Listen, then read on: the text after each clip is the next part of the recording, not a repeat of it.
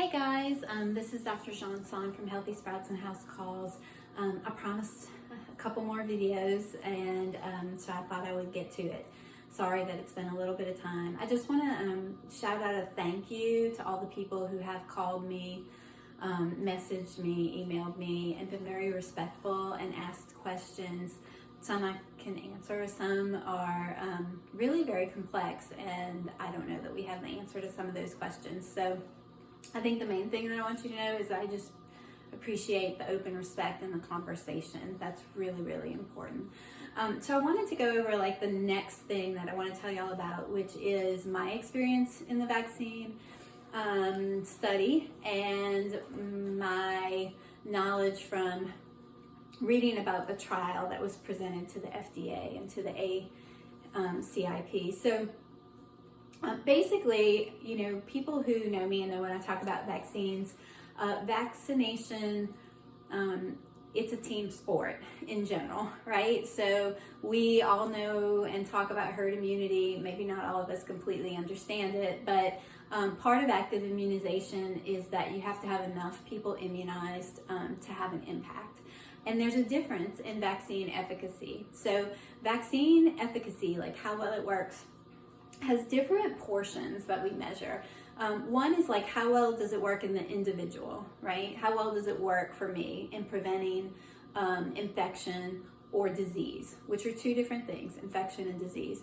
The other way that we look at vaccine efficacy is how does the vaccine affect the burden of disease for a person, right? And so that is looking at, like, do you just have mild or moderate symptoms, or do you end up in the ER, the ICU, or die? Okay, and I hate using that word, but that is how we look at it.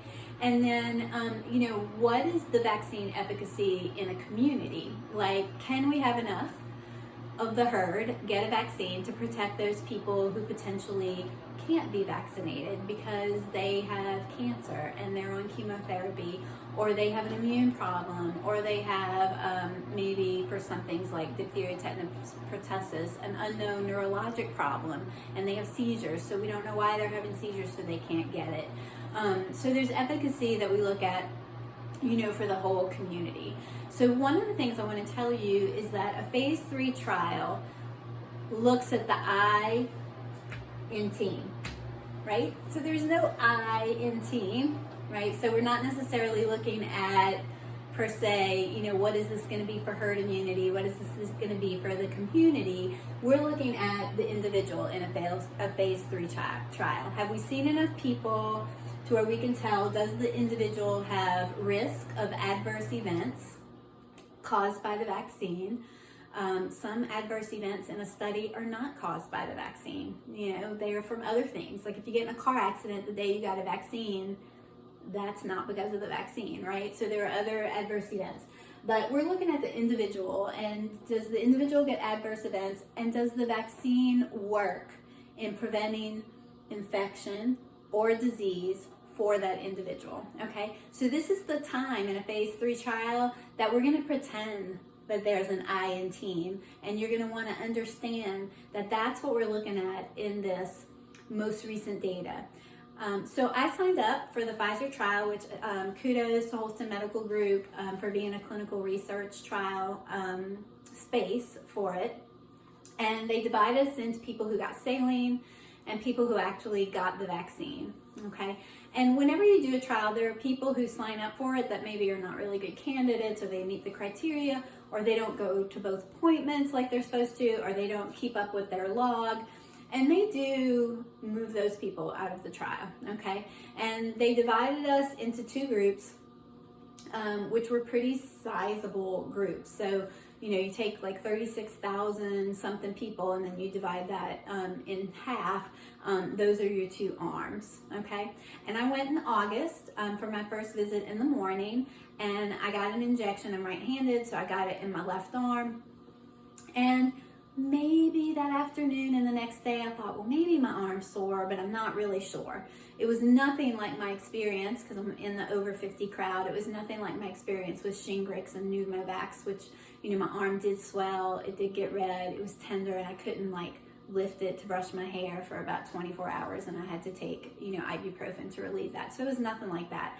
And I really went home and thought to myself, like, oh, maybe I am in the saline arm, but that's okay because I'm part of a big study, and the saline arm is like really just as important as the vaccine side of the study. So I went about my business, I did my work, and I returned for the next vaccine in 3 weeks. And at that point in time, they swab my nose, they draw your blood, and I got the second vaccine at like 8:30 in the morning. And in the afternoon, I was sitting at my computer, I was doing some work about 3 or 4 in the afternoon, and I really started to kind of have a little bit of a sore throat when I would swallow, a little cough, but not like a real cough. It was more like I was trying to clear my throat. I felt like something was scratchy in my throat. So I just kept working, right? And then at about 8 p.m., I started to have a pretty significant headache in the front of my head. In medicine, we call that a frontal headache. And it kind of felt like a migraine. I don't get migraines, but it was uncomfortable.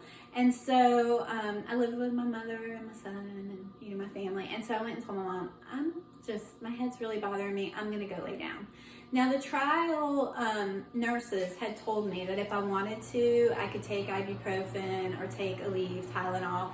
But I had decided that I really, if I ended up being in the vaccine arm, I really wanted to feel my side effects and see what it was like. And I also made the decision that, if for some reason these anti-inflammatories would have an effect in any way, even if it's a subtle way, which is what happens with a lot of childhood vaccines, we know it's just subtle, I didn't want that. So I didn't take any anti-inflammatories at that point in time. I went and I laid down and I fell asleep.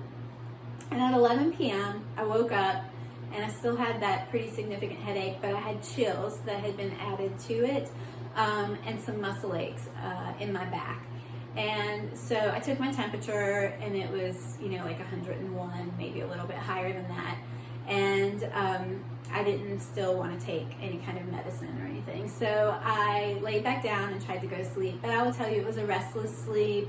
I frequently woke up with chills, and when I would measure my temperature again at like 2 o'clock in the morning and 4 o'clock in the morning, I still had a fever. Never a very high fever. It never went above 102, although, as I'll get to, that did for a small percentage of people happen in the trial. Mine stayed, low grade. It was then that the muscle aches had kind of moved into my buttocks, pretty much all up and down my back, my posterior thighs, and that was kind of the thing that was bothering me more. So at about 4 a.m., I did go ahead and fish around for Aleve, and I took some. And then I slept late that day. Fortunately, I didn't have any patients scheduled. I did that on purpose, and no one called me, so that worked out. That day, I was tired, and I felt fatigued. The muscle aches were relieved, and the fever was relieved by Aleve. And then later that afternoon, I had a small temperature spike. So I went about my day, and everything was fine. The following day, I did see patients in the morning, and by the afternoon, I was tired enough that I took a nap. Now, let me tell you, I can take a nap. I can take a nap. If you just said, hey, you don't have anything to do, I'll go lay down, I can take a nap. So, but I did sleep for like 2 or 3 hours. I can't really remember exactly, but that's a little bit longer than I usually nap. So it was pretty easy, and I think that may have been some leftover effect. The following day, I went about my business. I felt fine. Maybe the next day, I saw a large number of patients the next day, and I was a little bit tired when I came home, but I didn't take a nap. I was still able to do everything. I didn't have a headache. I didn't have fever. Everything was fine. And since then, I've gone about my business and everything has been fine. I haven't had any kind of weakness or Guillain-Barré or anything that would make me concerned that the vaccine had a negative effect toward me. Okay, so I'm talking about the eye right here. And as I've shared with other people, I do house calls. I'm a pediatrician. I do go into the homes of people who have COVID-19, parents, children. I am dressed, in a face shield oftentimes, gloves, a gown, an N95 mask. And so, you know, I'm doing the full court press when I go in and I do testing, but I do my own testing. I'm going up in people's noses, they're coughing, they have nasal congestion, they have sore throat, sometimes they have loss of smell. And I have not had COVID. So I really started getting a sense of like, you know, maybe I really was in the vaccine trial. So they unmasked the people who were in the placebo group as part of my trial and notified them that they could come and get vaccine. I was not notified that I was in the placebo group, so I was in the vaccine arm. It would be unethical, really, for Pfizer to continue the study in its current form with placebo group and vaccine group when we know that this vaccine was efficacious and there are people who would be at risk of COVID-19 disease. So they made the very smart decision of unblinding the placebo group and giving them the opportunity to get the vaccine, which I think is fabulous. Now they'll continue to follow us, right, for up to 2 years, checking our antibodies, seeing how we're doing, making sure we're not having any effects. I still fill out my little clinical trial app that tells, you know, whether I had fever or sore throat or muscle aches or all those things, right? So I still fill that out on a weekly basis. And I did when I had my side effects after the second dose. You know, I filled out that I had fever and I had those things, and a nurse called and checked on me and asked me how I was doing. And so that's all great. You know, it went really, really well. So this is where I want to kind of go through what I call reaction satisfaction, right? Because everybody wants to know, like, well, what were your side effects and what happened? What was your reaction to the vaccine? So, and I went through the study and I looked at mainly what people were experiencing. So, you know, local and systemic are what we're going to divide these reactions into. So local reaction after the first dose, what was really common, and really we didn't see much anything else in the study, is that, you know, you got that injection in your arm and you would have pain at the site. It was mild to moderate. It was highly unusual that people had severe pain. I will tell you there was one person that's described that had like an injury from maybe they hit a little nerve or something like that. That can happen, you know, anytime somebody goes in with a needle. But that was one person out of 36,000 people. And so less than 1% were considered severe pain in the arm. That's pretty impressive. So systemic reactions, the main things they saw were headache, fatigue, and fever. So I had all those things, right? I'm not that unusual in that group. And that was really, those systemic symptoms were after the second dose, right? So you see all those people right now, especially in healthcare, if you have any friends that are nurses and doctors, they're all putting their arm out there and getting an injection and telling you like, yeah, maybe my arm's just sore, but I'm fine. Well, you know, that is typical for that first dose. The second dose is where we mainly might see those systemic reactions. So I'm hoping that by telling you this, it gives you some reaction satisfaction, that you can know what I experienced, and that's what they saw in the study. We're going to pull this down. So the other thing is vaccine sides. Like, so, you know, I ordered a vaccine, I got it, kind of like going to a restaurant, I want that COVID vaccine. But what did I get on the side, right? So, or what did people in general get on the side? So in the local mild to moderate, you know, and those very few severe, it seemed to be that the less than 55-year-old age group actually had more complaint of symptoms than the older above 55 age group, but not like by a ton. So first dose in the less than 55-year-old age group, 83% of respondents said that they had pain in their arm, and after the second dose, 78% said they had pain in their arm. Older than 55, first dose, 71% said they had pain, and second dose, 66% said they had pain. There was not much redness or swelling reported with this vaccine. So different than Shingrix or like Pneumovax, we just didn't see that all that much, okay? And then the systemic response. So that's your whole body, your whole system, right? So fatigue, headache, and fever. Those were the most common things that we saw, and they were really like the most typical.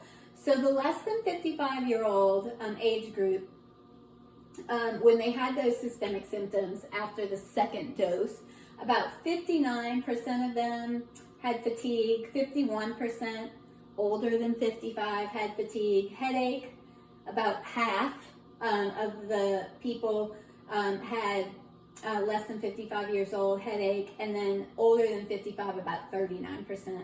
Now, fever, this was interesting to me because one of the days that I went in, the nurse told me, she's like, you had all the things, like from the vaccine. And I was like, what does that mean?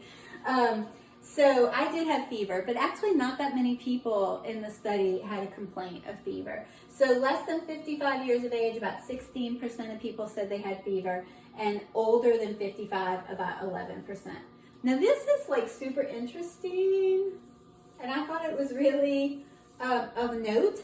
So wow, the placebo group, 23% of people said they had fatigue, and 24% of people said they had headache. So like, to me, that means like living your regular life in a pandemic makes you tired and it gives you a headache. So just keep that in mind when you're looking at things. And that's, you know, that's sad. We want to get over with this, right?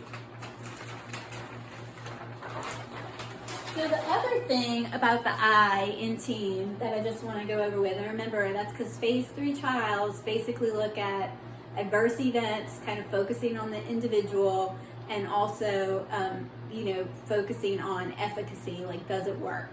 Does it prevent infection, or does it decrease the disease burden?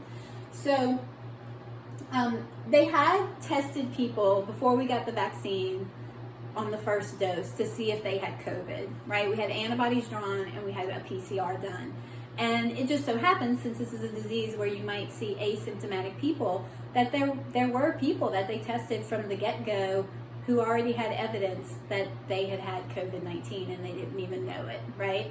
But what this is looking at is the numbers of people who had no evidence of COVID before the trial. And the numbers are in like the 30-something thousands of people who did not have COVID at all, right?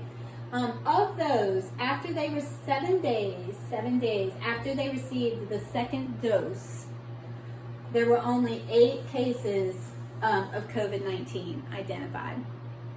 Now, they may have already been exposed before they got that dose. They may have gotten it before they developed antibody after 7 days, or maybe they just got it and the vaccine didn't work for them.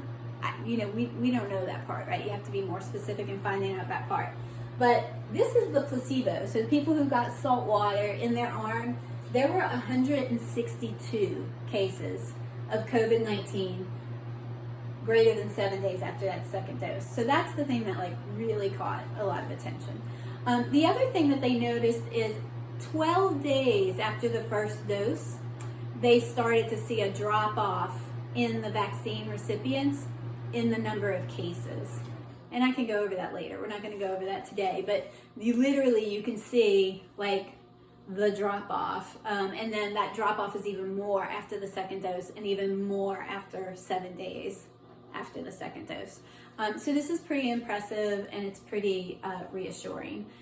I think that I'm on Facebook just like everybody else, and I see all the people and their concerns, and I see people who say things that they're concerned, but like they don't always make sense to me in the risk versus benefit review. But I understand people look at risk in different ways, and I get that. I totally do. So I think next time what I'd like to bring us back together and talk about are things like pregnant women, lactating women, because they weren't studied, right? We know that they weren't studied, and the recommendation that they should talk to their doctor and still see if they want to get it. Immunocompromised people, we should talk a little bit about that. People who've already had SARS-CoV, like should they get the vaccine? So we'll cover some of those things and what the ACIP says in my next video, and we'll hit on what we still don't know. And so there are some things we still don't know. We don't know how many it's going to take to get herd immunity. And that's where we start talking about the team sport of vaccination, like, getting rid of the I in team and looking at what do we have to do as a community to really make a difference in, infection, or in the disease burden, or the severe disease burden, right? And we can talk about more of that in the next video that I have. Please still send me your messages on Messenger, and send me emails if you want to, and I do answer them. You can call me and tell me like, hey, I'd rather have this as a phone conversation. Just please, please, please get your information from people who understand science. There are a lot of people who, maybe they think they understand science, but they don't dive deep. And I want you to look to people who dive deep and who have a good understanding of it. And and then the last video that I'm hoping to do, although I'll do about other things, but this is for COVID, the last one, we'll be talking about children. Pfizer dropped their trial down to 12-year-olds. That is still ongoing. There's talk of, once they have that data, kind of looking at younger age groups and what kind of, things we may recommend for them. But that's going to be off in the future, okay? So this is Dr. Johnson from Healthy Sprouts and House Calls, and y'all keep those questions coming. I appreciate you. Stay healthy, stay safe.